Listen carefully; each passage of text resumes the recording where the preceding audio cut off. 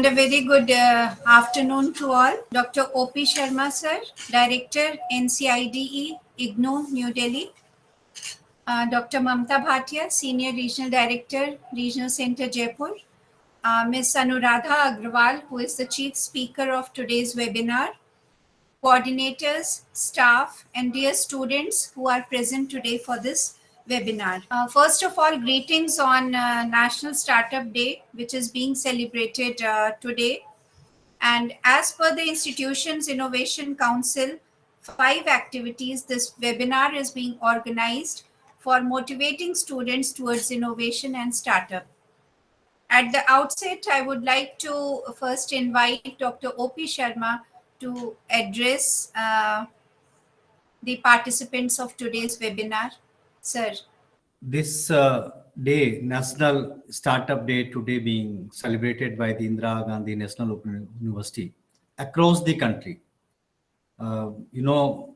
Ministry of Education had announced last year, 16th January, to be observed as a National Startup Day.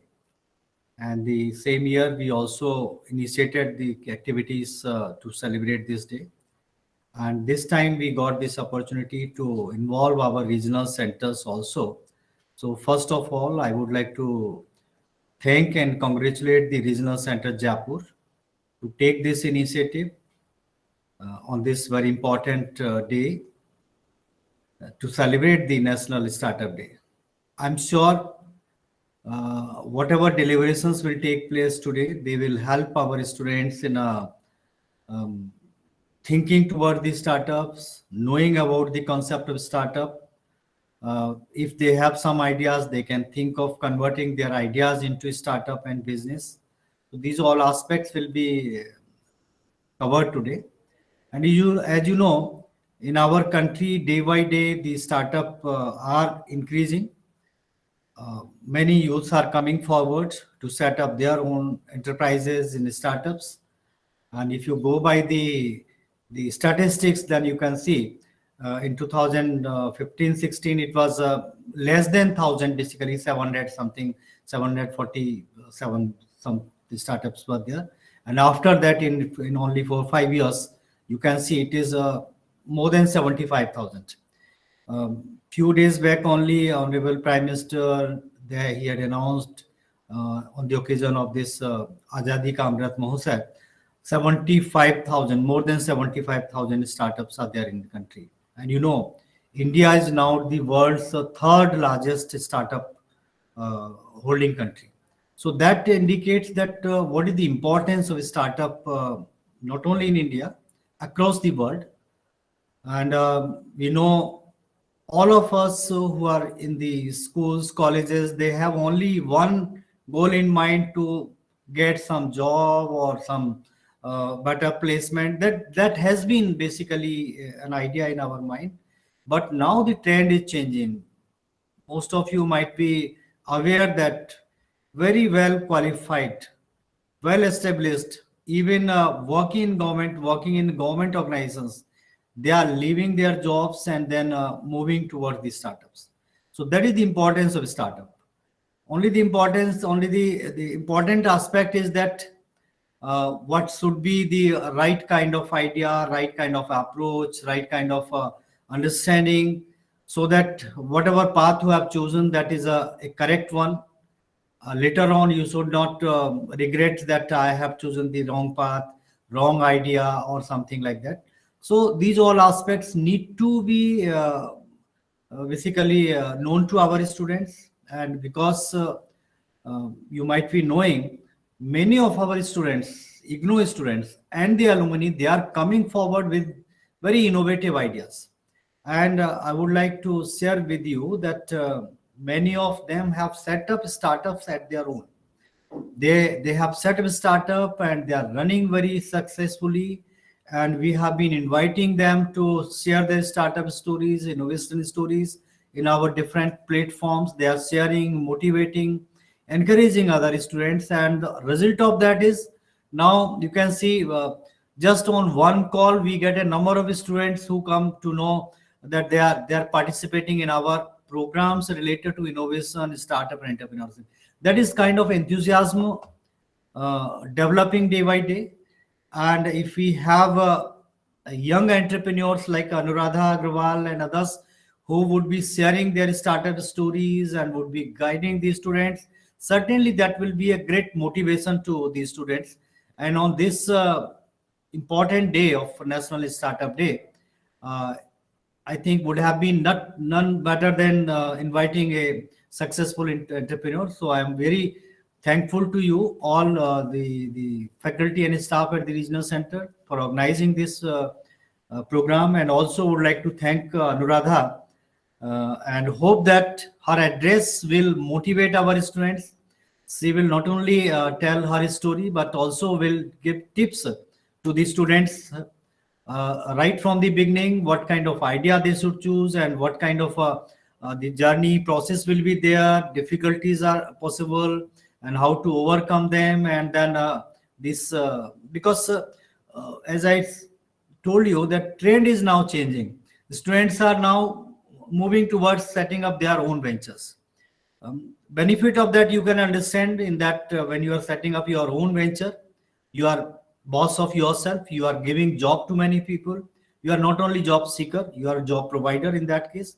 And in that case you are contributing more to the country's economy, in country's development, because when you are having autonomy, you are having the things how you want to do at your own, then I think that will be more result oriented also.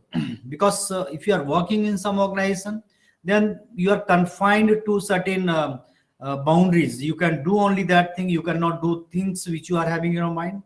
And if you are setting up your own enterprise, and luckily our government of India is encouraging this all, is supporting in many ways.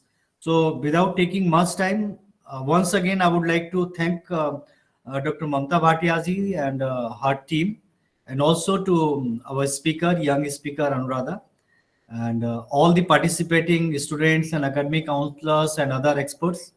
I hope session will be very useful, and it will help us in strengthening the culture of innovation startup in the university.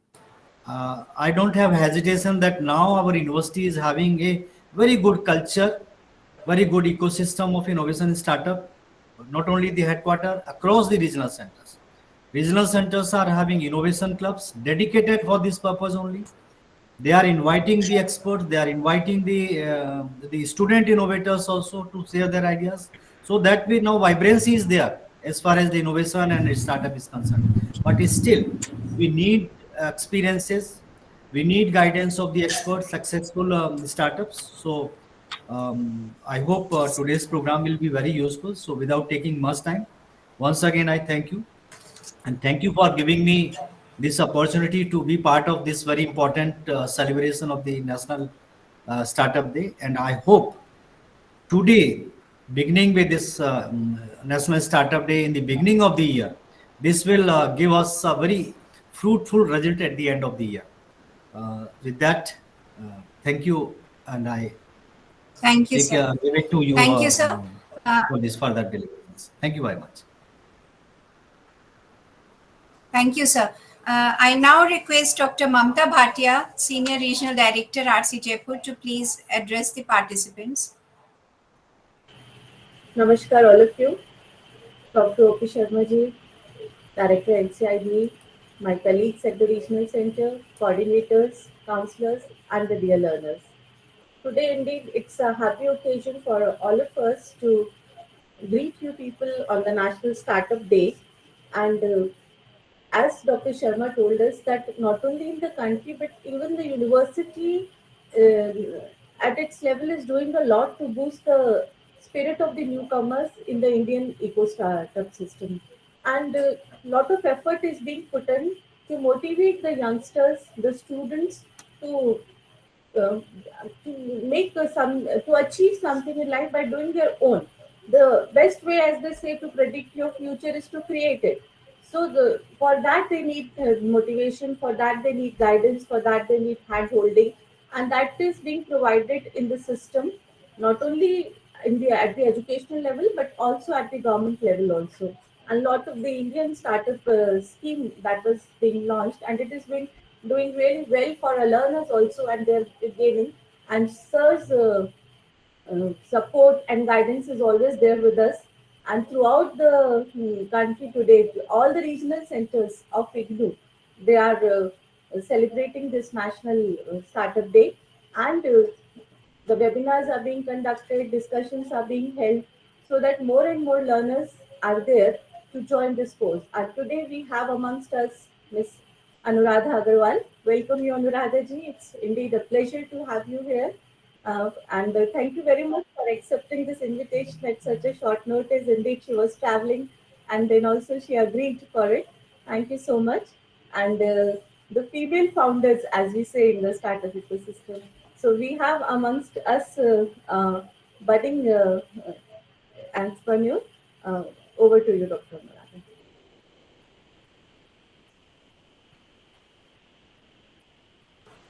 Thank you, ma'am. Now, I would like to invite the chief speaker of today's webinar, Ms. Anuradha Agrawal, who will be speaking on female founders in the current startup ecosystem. Before I hand over the floor to her, I would just like to give a brief about Ms. Anuradha. Anuradha Agrawal is the founder of Multibhashi. Multibhashi is a language learning platform that focuses on the learning outcomes of a user while keeping the learning process fun and intuitive. Intuitive. Uh, this platform provides live video classes in about 35 languages that includes foreign English and Indian languages along with various kid courses. So we would like to hear more from you, Ms. Anuradha. Ma'am? Thank you so much, everyone. Thanks, first of all, for inviting me, and thank you for so much trust and respect that I've received, and such a kind introduction that I've received. Um, First of all, to the students, I'd like to, establish that I have come from among you. So my story should be identifiable, relatable to you guys. People who make it big are not extraordinary. It's their passion, it's their determination that makes them extraordinary. I'm obviously a very small drop in the ocean. People are doing much better job. We have stories of Ritesh from Oyo. We have many iconic founders showing us the way, leading the way for us. But what we need to first understand is that it's not that these people were extraordinary, were born with extraordinary qualities, or they had, some unreasonably high support from the ecosystem, which you guys don't have access to. So, anybody who has a dream today has the ability to fulfill it. All you need is passion and commitment, and the entire ecosystem is there to support you.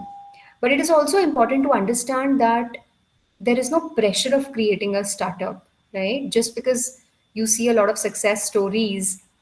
So, if you really want to start your own thing, you need to have the right reason behind it. uh, the reason that I want to be my own boss is not the right reason to start a startup. The reason that you want to become famous and earn a lot of money is not the right reason to start a startup. So, hopefully, after our discussion today, I'll be able to help you understand why you should be starting a startup, if at all, or what is the right approach to look at startups and to starting your own thing. Before I do that, let me start with my own story. So I come from Jaipur, Rajasthan, and I was born in a very conventional family. So girl child education has never been a priority in at least my family background. I come from a very conventional Banya family.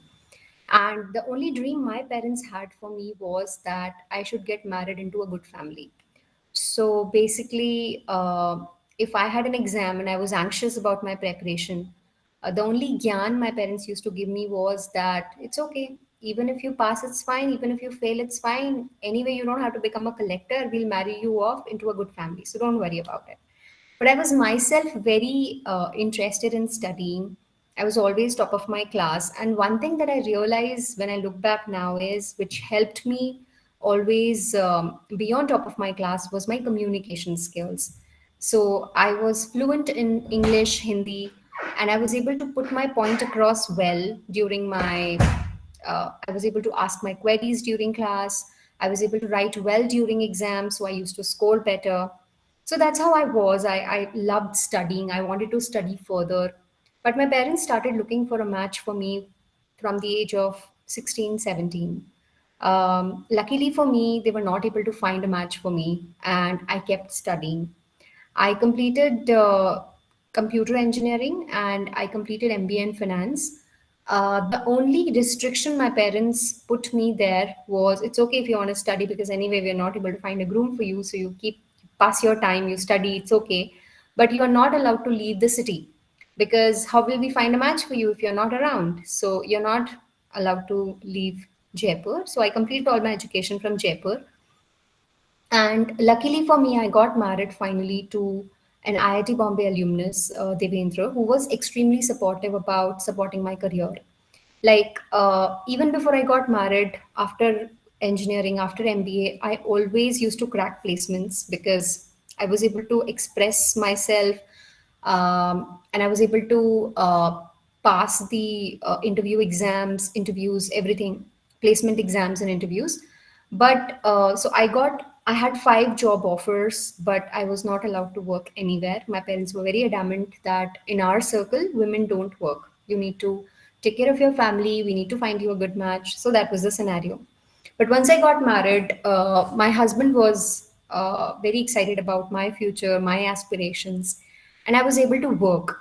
I work at a couple of companies in Gurgaon, and then I and my husband we started a boutique investment bank called Dexter Capital Advisors, which basically provides advice to young startups and helps them get funded. Uh, Back in the day, 2013, we were mostly advising young startups on raising seed round, angel rounds, maximum Series A rounds. Now Dexter has grown really big, and they are helping startups go all the way to Series D, E. So Devendra is continuing with Dexter. I worked at Dexter from 2013 to 2016, and I was very happy with my job. My primary responsibility at Dexter was to meet young entrepreneurs and understand what they were doing and how I could connect them with the right investors so that they could get funded. And Devendra obviously brought a lot of experience from private equity and a huge circle of investors as well as entrepreneurs, which helped the business. 2016, I had to move to my hometown because my second child was born and it was a complicated pregnancy. During those 2 months that I was there in my hometown, and after I went back after a long time, I could see that especially females in my immediate family and friend circle were extremely excited about, the fact that a woman was actually working. I was an aberration. Even today, there are not many females in my family circle who are allowed to work. So they approached me and said that they also wanted to build a career, but they said that their biggest hitch, their biggest hesitation was that they couldn't even speak in English. Uh, so I started helping them. And to me, it didn't make any sense. I thought it was a very dumb, hesitation to have because English is just a language. They were extremely talented, intelligent. They were scoring good marks in school, colleges, but they were afraid of attending any interviews. They were afraid of applying to jobs because they thought, how would we communicate? So my first instinct was to help them understand what are their options. So we talked about going to a coaching center and they ruled it out because they didn't want their families to find out they were even trying to build a career. We talked about some online platforms. There were apps and websites, and they gave it a try. But a unanimous feedback I got from different people was that the way these apps and websites were teaching English was not enough. It would take a long time to learn English through them because they were basically focusing on the academic English, the grammar, the vocabulary, while what they needed was fluency, conversational English. So I took it upon myself to see what I could do for them, and I started doing some content with them. I used to understand where they are facing problem, why they want to learn English, where will they speak in English, and they told me about scenarios like when I go to a mall, I want to be able to talk to the salesman in English. When somebody calls me and they are speaking in English, I want to respond back in English. So I took these contexts and I started creating some content for them, and on a piece of paper I used to write dialogues and we used to role play. It was a very simple exercise, but that kind of exercise helped them build a lot of confidence. They used to step out and immediately use that English, and they used to come back the next day and tell me, hey, I was able to respond back, I was able to understand, I was able to at least respond back minimally. Now I want to learn more. So they were getting excited about learning English. It wasn't boring anymore. It didn't seem like it would take forever to learn English. So they liked my approach. And I started working on that content more. I started collecting more contexts. I started making the content more and more interesting. Instead of paper notes, I started recording my own voice. Then I started building videos around those contexts, animated videos. And for the ease of sharing, I created a Facebook page just for fun. I named it Multibhashi, and I started posting those videos there. The case in point, I was still working full time at Dexter in the day. I had two young children to take care of, but because it was my passion, I was able to figure out time at night. Once I put my kids to bed, I used to tiptoe out of the room, record my own voice, create those videos, put it out on Facebook, and also chat with the people who were coming on the Facebook page, because it was no longer just the women I was supporting. There were many more people who were flooding to the page and who were asking questions. Okay, you posted a video about this. How do I handle this situation? Can you do a video about this? There were many requests coming on that page, but and I didn't feel tired because I was doing something which I was passionate about, which was interesting, and also I could see that I was making a difference to people's lives. So Feb 2016 is when I launched this page, and by July we had a lot of traction on the page, and there were a lot of people coming, asking for more and more videos, asking for more and more questions. So I built a Facebook chatbot on the page, which used to take care of most of the queries from these people, and then the queries which the chatbot was not able to handle used to come to me. So one fine day, a guy from Bangladesh came to that page and said that all your videos are bilingual in Hindi. Like my typical videos would start with "आज हम सीखेंगे hotel में अंग्रेजी में कैसे बात की जाए," right? And then there would be dialogues in English, and I would explain them in Hindi as well. So this guy said, I want my mother to learn English, but she doesn't understand Hindi well. Would you have these videos in Bangla to English as well? And I thought it was an interesting opportunity. So I told him, okay, give me a week's time. We'll post some videos from Bangla to English. I hired an intern online who was a native Bangla speaker, and we repurposed a few videos, posted them again on Facebook, and apparently they also became a huge hit.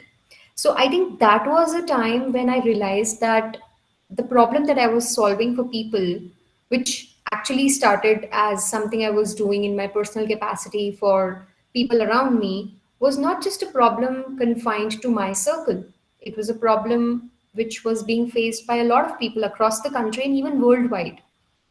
The second thing I realized was that I have an inherent passion for languages. This is something I'm really enjoying doing for languages as well as for educating people, helping people.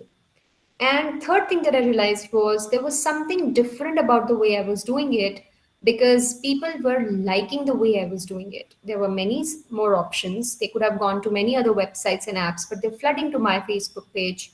They're interacting with my way of teaching languages. So there must be something good that I'm doing here. In technical terms, these three are called: one, market size. So the market size is large enough for this to become a big business. Second is my internal strength, a founder's passion for the problem that she's trying to solve.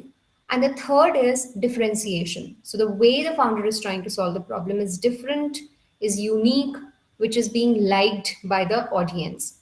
So when these three things were in place, I had a discussion with my husband, and I said that I want to deep dive into this problem. I want to take some time off and really want to, see if I can crack the problem. because it is definitely distracting. I cannot manage it with my day job. And that's when I decided to, and he was extremely supportive. I decided to quit Dexter formally in July 2016. I put together a small tech team of 2 developers because the entire content, entire design was already inside my head. Because I had some background in computers, I was able to articulate what I wanted from the application, how a user journey should look like, what technology we should use to build. So we decided on Android because that's where my target market was at that point of time, even today, at least for English learning.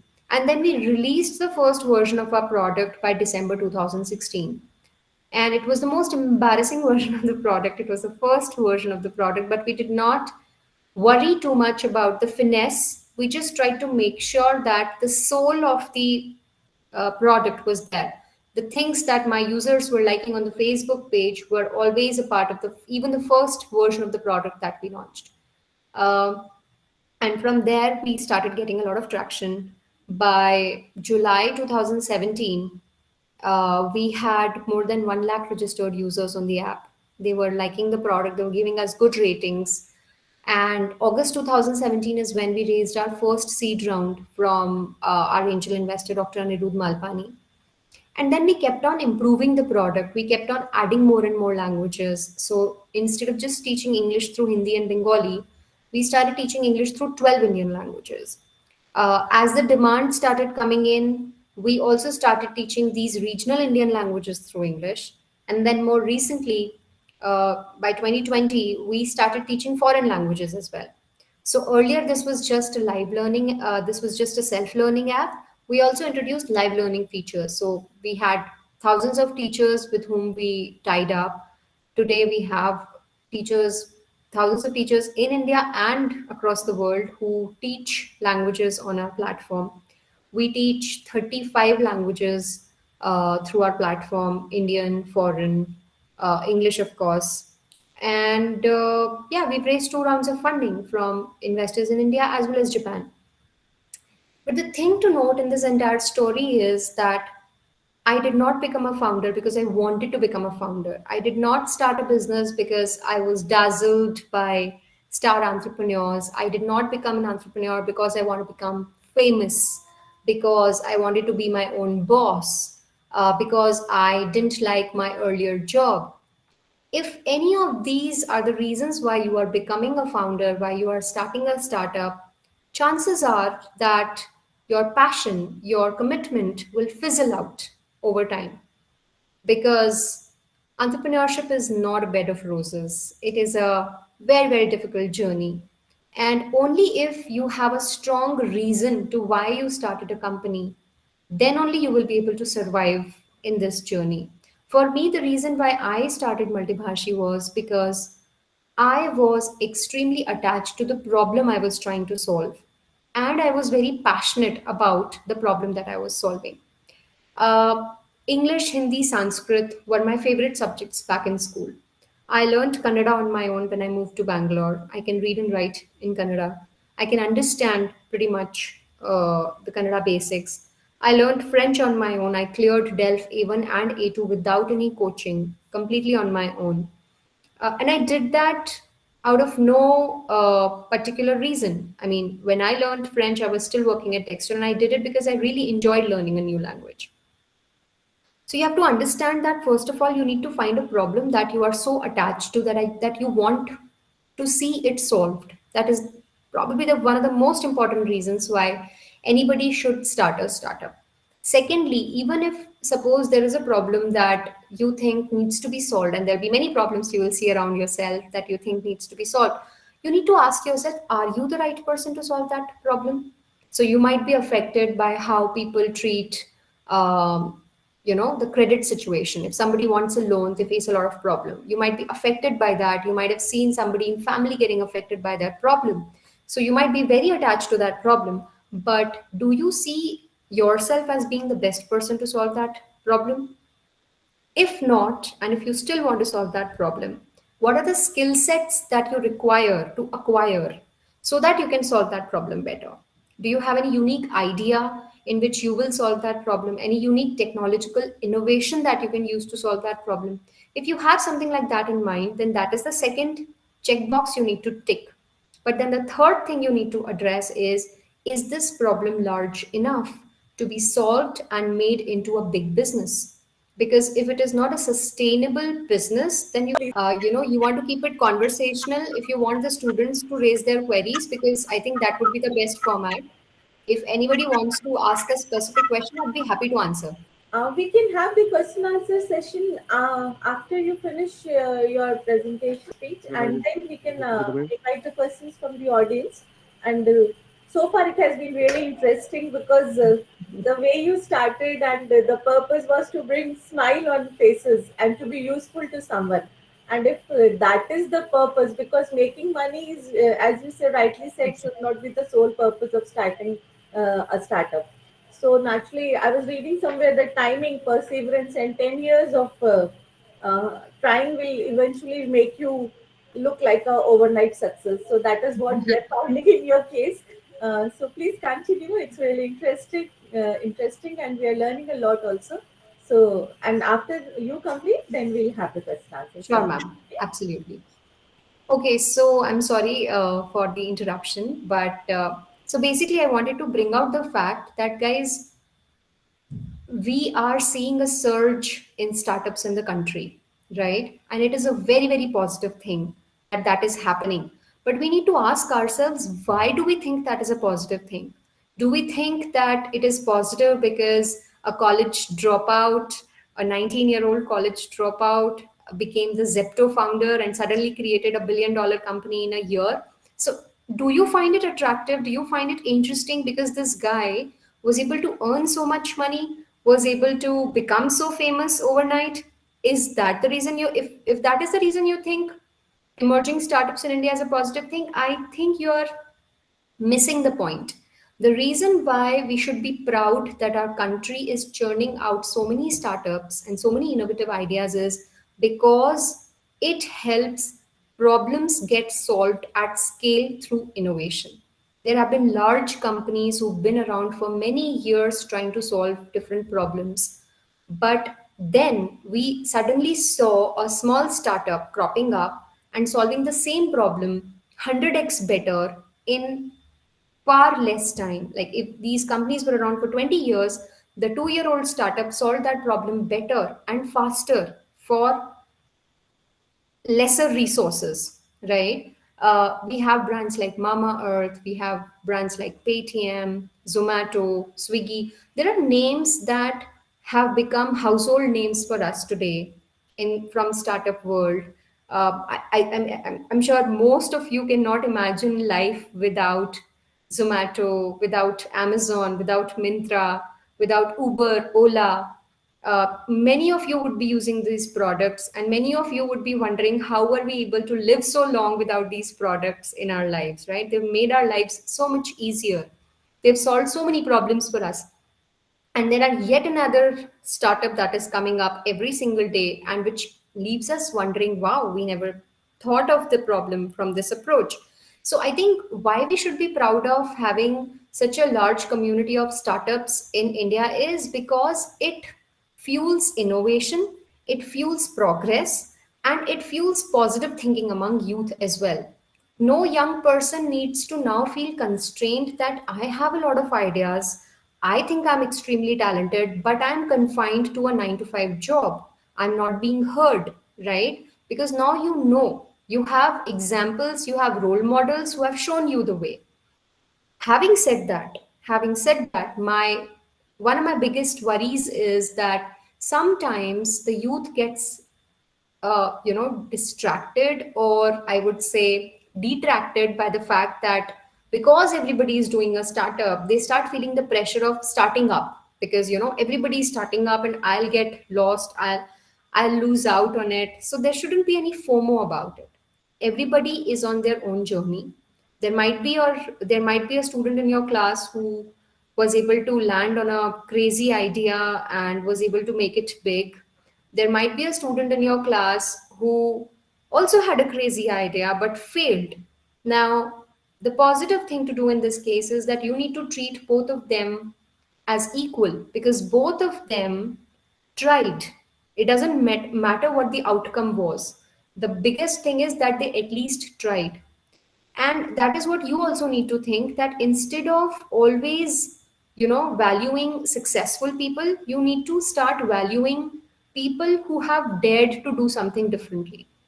And you also need to, if there is one thing that you need to learn, it is that you start looking at problems from a first principles thinking approach. Instead of seeing them the way you've been seeing them for all those years, start looking at the problem from a different dimension and start thinking about solving them from a different dimension. So from my experience, from my story, for example, I could have heard these women and I could have said, so many coaching centers are there in English. Go to those coaching centers. If they say no, we can't go, then it's okay. Then you can't learn English, right? This is a closed mindset. This is a mindset which says you either do X or you either do Y. There is no Z, right? But in my case, I tried to dig deeper into their problem and understand what are their constraints. So their problem is they cannot step out. Their problem is they do not have 12 years to learn English the way we learned English in school, right? With these constraints around the problem, what is the best way to solve their problem? So one idea is that provide them live learning so that they can learn from the comfort of their home, so that they can learn with their discretion, nobody finding out, because that is also one problem in their mind. They have this taboo that everybody will find out I'm learning English, and then there will be some friction from my family. So this is one example, but again, the same thing, I think all the founders, when you will go to their stories, when you will read up their stories, you will figure out that all of them looked at the problem from a different angle, interacted with a lot of people who were facing that problem, and then came up with an idea which was really fantastic, which was really innovative. So if you are excited about entrepreneurship and if you also want to do something like that, one advice from my side would be read up the stories of as many entrepreneurs as you can, right?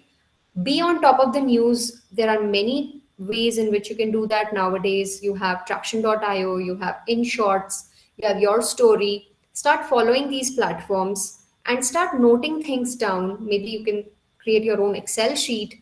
Start noting down the names of different startups in different sectors and find out what was the problem that they solved, what was the innovative idea that helped them solve that problem, and what were the few qualities that the founders had which made them the right people to solve that problem. I think even if you focus on these three things for various startups, you will start getting a hang of where you stand. Suppose if you want to build something of your own, you will start getting ideas around what are the problems that I feel attached to, what are these skill sets that I possess which might be helpful in solving these problems, and is this a problem which is being faced by a large enough market to create a business on top of it, even if it's not a. And I would say, guys, for you people, the best thing that you have on your side is time. You are young. You have uh, you have the luxury to try and fail right now. You don't have any responsibilities immediately, so you have that luxury of trying and failing. It is okay. And one thing that we all need to build in our country is an attitude of positivity towards people who try, who dare to do something different. Generally, I think one thing that I'm really disappointed about in our country, in our entire social fabric, is our natural tendency of mocking somebody who fails or mocking somebody who's trying to do something differently. Our instant reaction, which I see among people around us, is that they try to demotivate somebody who's doing something different. They try to tell them about the risks and the opportunities of failure that this person is opening up to himself. Instead of that, can we start motivating people around us to take risks, to fall, to encourage them to again get up and try again? I think that is something, Mamta ma'am, Dr. Opi Sharma, this is something that we need to build at the management, at the teacher level as well. That instead of discarding kids' ideas, instead of telling them about the risks first, we need to first cheer them, encourage them, motivate them to try whatever. And even if we know that what they are trying to do may not be very successful in the longer run, it is okay. How do we encourage them to at least try? Because every trying and failing itself is also a big learning for all of us. And I would also like to say that instead of worrying about doing something at a larger scale with a lot of resources, you should probably focus on doing smaller experiments. Even if I know our society looks down upon such things, but even if you're starting a small food stall, right, and if you're making it profitable, it is okay. You don't have to run that food stall for your entire life, but even that small experiment that you will do around that small business, you will get to learn so much about entrepreneurship. You will have to manage the supplies, you will have to attract your customers, you will have to do billing, invoicing, you will have to manage your costs and profits, your account management. I think all of that will give you beautiful insights. So, yeah, I really don't have much. I don't want to make a very long speech, Mamta ma'am, because I would really like to hear what the students think about what they've heard. Thank you, Anuradha. I think we can invite the audience now. आपका जो भी feedback है, जो भी बात करना चाहते हैं, please give your feedback. If you have any questions, guys, please raise your hand. I'll be happy to take up questions one by one. Ma'am, I have one question. Yeah, Sher Singh, please go on. Yeah, very nice session, ma'am. So thank you very much for this nice and elaborative session. I have one question. What is the role of government to initiate the startup? Because many persons have the idea, but they don't know how to execute that ideas. So what is the role of the government in this regard? What is the role of family and what is the role of communities? So kindly, yes. Yeah, so Mr. Sher Singh, I would like to say that first of all, although government has rolled out a lot of schemes around helping young entrepreneurs, you can get your startup registered with the DIPP. But at the same time, I don't think that's the right approach when you are starting up. One should not be dependent upon government support uh, completely. The idea of starting up is to actually focus on how do I do things with jugaad? How do I myself become self sufficient? So it is better to depend on customer revenues. It is better to depend on low cost jugars on your own. And then once you reach a certain scale, then it is better to approach the government schemes and government for, and if you have any ideas on how you can collaborate with the government. So one thing that I have experienced myself as a founder is that the government is very open to collaborating with new young startups these days. So Multivashi, for example, entered into a competition organized by the government of India where they wanted to build an app to teach 22 Indian languages through a single platform. And we and a lot of contestants, we were required to build an app from scratch in 20 days. We pulled a lot of all-nighters, but we were able to roll out that app. And among thousands of participants, our app was considered the finalist, and we won that competition. And we launched that app in collaboration with Government of India, where anybody can. It's called Bhasha Sangam. Anybody can download that app for free from Play Store. They can learn a particular Indian language. They can take a test in the end. If you pass that test, on site you are able to download a certificate for that language which is authorized by the government of India. Now this particular example shows that the government has a huge intent to collaborate with startups and promote the startups, but at the same time don't expect them to adopt you or to basically spoon feed you. Ultimately it's your baby, so you need to raise it, and you need to find out ways to help it survive. uh, so I think that should be the mindset when you're starting something of your own. How can you learn from your fellow founders, from their stories of how they innovated, how they started with lowest possible costs and started making revenues and started helping people? I think that should be the right mindset. Second thing that you should do is you should start approaching angel investors as soon as you start working on your idea, because it helps you stay in touch with them. It helps you get some valuable feedback because these angel investors look at hundreds of startups every day. So they are able to give you meaningful feedback on which you can work, and always ask them the question, sir, what would be the right scale at which I would be the right candidate for you to fund, so that you have targets in mind, you have the right feedback, and you can work on it. In terms of community and family, Mr. Shet Singh, like I said, right now, the community, the best thing that we can do is support our youngsters and stop bringing them down by saying, तूने क्या किया है जीवन में, तेरे को एक साल का भी experience नहीं है, why do you think you can start a startup? So stop demotivating them, always encourage them and tell them you can do whatever you want. It is okay to fail. We are there to support you. I think that is what we need to bring in as a community. Same goes for the family. Yeah, Mr. Chhel Bihari has raised a hand. Yes, please go ahead. चहल बिहारी जी, आपने hand raise किया है, कुछ पूछना चाहे? You can just search by Anuradha Agarwal Multipashi. If you have any questions, I'd be happy to answer over LinkedIn as well. I'm pretty prompt there. In the end, I would like to request Mr. Sher Singh to formally give a vote of thanks. Thank you very much, ma'am. A respected chief guest, Miss Anuradha Agarwal ji, founder, Multivasi, Dr. O.P. Sharma ji, director, NCIDE, IGNOU, Dr. Mamta Bhatia ma'am, senior regional director, coordinators, students, and my colleague, Dr. Indu Ravi, assistant regional director. Good evening to all of you. It is a great honor and privilege to propose a vote of thanks on this auspicious occasion. First of all, I would like to convey my sincere thanks to the resource person, Ms. Anuradha Agarwal ji, for more insights on female founders in the current startup ecosystem in India.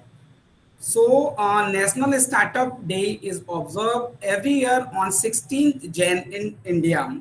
Honorable PM Sri Narendra Modi ji had declared in 2020-21 that 16th January would be observed as National Startup Day to celebrate Indian startup ecosystem. So on behalf of the IGNOU Regional Center Jaipur, I thank you, ma'am, from the bottom of my heart. Here I would like to express our heartfelt gratitude to the director NCIDE. Sir, your eminent presence has indeed made this event a memorable, and we unitedly thank you for your concern in this regard. I'm also very thankful to all for their remarkable presence and constant motivation. Thank you all of you. Thank you, sir. Thank you, Thank you. Anuradha.